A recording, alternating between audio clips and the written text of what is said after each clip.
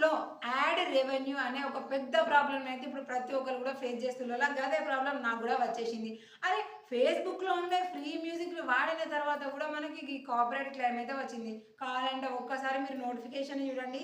Your monetised video is sharing add revenue with a music rights owner. అంటే మన content తరపున problem ఏం లేదు. ఎందుకంటే మనది ఓన్ కంటెంట్.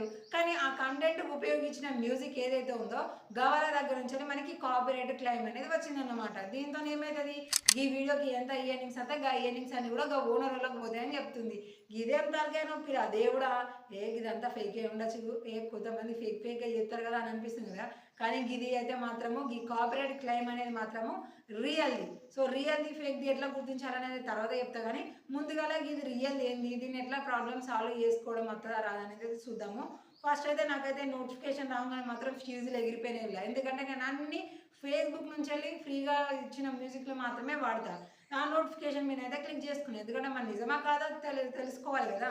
క్లిక్ చేసిన తర్వాత మనకైతే డైరెక్ట్గా వీడియో ఏంది అనేది అయితే మనకి క్లియర్గా చూపిస్తుంది. వీడియో ఏంది అంటే కంటెంట్ ఏంటిది, ఆ మ్యూజిక్ పేరు ఏంటిది, ఎన్ని సెకండ్స్ ఉపయోగించుకున్నాం అనేది అయితే క్లియర్గా చూపిస్తుంది. చూడండి, ఇక్కడ చూపిస్తున్న వీడియోలో అయితే మాత్రము ఆగస్టు 10వ తారీఖు పబ్లిక్ అయిన వీడియోకి ఇప్పుడు మనకి కాపీరైట్ క్లెయిమ్ అయితే వచ్చేసింది. అది ఓనర్ దగ్గర నుంచి వేసిళ్ళు. సీ డీటెయిల్స్ అనే ఆప్షన్ మీద క్లిక్ చేసుకుంటే ఏ మ్యూజిక్ ఎన్ని సెకండ్స్ వాడినాం అనేది అయితే చూపిస్తుంది. ఇక్కడ పైన మనకి షేర్ యాడ్ రెవెన్యూ అని చూపిస్తుంది. మ్యూజిక్ ఏంటిది అనేది అయితే ఇక్కడ మనకి చూపిస్తుంది. అంటే ఎన్ని సెకండ్స్ ఉన్నాయంటే ఈ కాపీరైట్ క్లెయిమ్ అయితే మనకి 1 minute 25 సెకండ్ నుంచి 1 minute 58 సెకండ్స్ వరకు అయితే ఉందని చెప్తుంది.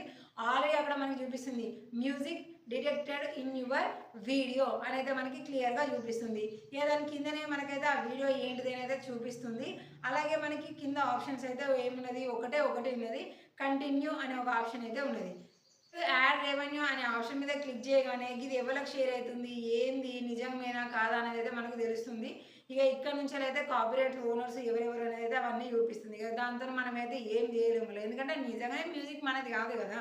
కింద మనకైతే ఉన్న ఆప్షన్ ఏంటిది, ప్రాబ్లమ్ని సాల్వ్ చేసుకోవడానికి అంటే కంటిన్యూ అనే ఆప్షన్ మీదనైతే మనము క్లిక్ చేసుకోవాలి. క్లిక్ చేసుకున్న తర్వాత మనకి ఆప్షన్స్ అయితే అడుగుతుంది. ఏంటిది, ఈ వీడియోని మనము ఈ ప్రాబ్లమ్ని ఎలా ఫేస్ చేసుకోవాలి అనేది అయితే చూపిస్తుంది. ఎలాగా, ఫేర్ యాజ్ అనాలి, లేదంటే సబ్మిట్ అనడము, ఇవన్నీ అన్నా కూడా మనకి చాలాసార్లు అది కంప్లీట్ కాక షేరింగ్ అని అంటే మనీ మొత్తం కూడా వాళ్ళకి మాత్రమే పోతాయి, మనకి రావు.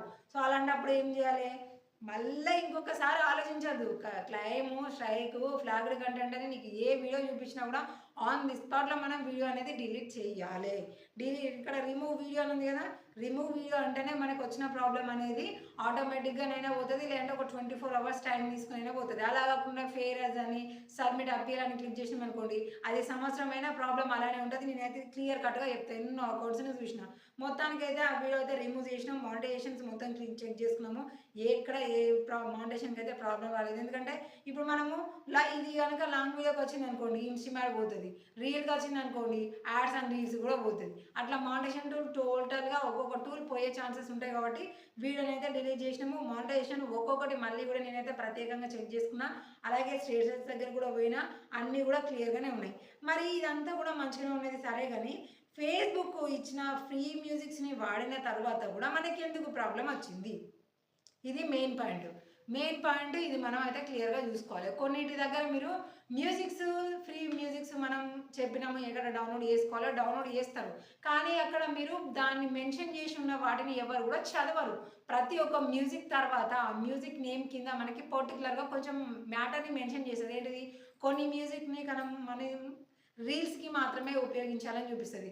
కొన్ని మ్యూజిక్లు మనము కేవలం మీరు ప్రైవేట్గా యూజ్ చేసుకోవడానికి మాత్రమే ఉంటుంది, సోషల్ మీడియా నాట్ అలౌడ్ అని చూపిస్తుంది. కొన్నింటికి వేరే సోషల్ మీడియా మీకు అలౌ అని చూపిస్తుంది. అలా మనము ప్రత్యేకంగా ఆ మ్యూజిక్ని మనం సెలెక్ట్ చేసుకుంటూ దాన్ని చూసుకుంటూ దాని ప్రకారం మాత్రమే మనం మ్యూజిక్స్ అనేది డౌన్లోడ్ చేసుకొని మన వీడియోస్కి మనం యూజ్ చేసుకోవాలి. అలా చేసుకోలేదు అనుకోండి, ఇలా ప్రాబ్లం వస్తుంది. సో నేను అదంతా పర్టికులర్గా గమనించలేదు, కొంచెం నేను బిజీగా ఉండి మ్యూజిక్లో ఎన్నుకుంటూ దబ్బ డౌన్లోడ్ చేసుకుంటూ పోయినా.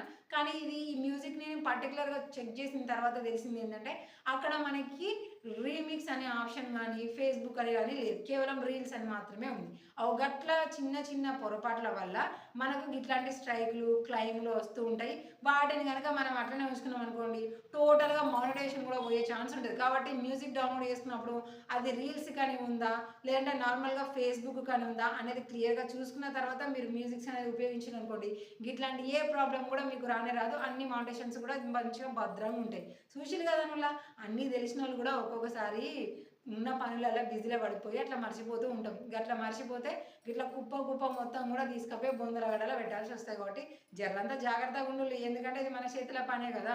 సరే మరి ఇగ ఇట్లాంటి ప్రాబ్లమ్స్ ఇంకేమైనా కొత్త కొత్తగా వచ్చినాయి అనుకోండి, దాన్ని ఎట్లా సాల్వ్ చేసుకోవాలని మళ్ళీ నీకు చెప్తూనే ఉంటా. కాబట్టి జర ఛానెల్‌ని సబ్స్క్రైబ్ చేసుకొని, వీడియోని కూడా లైక్ చేస్తే ఎయ్యుల్లా.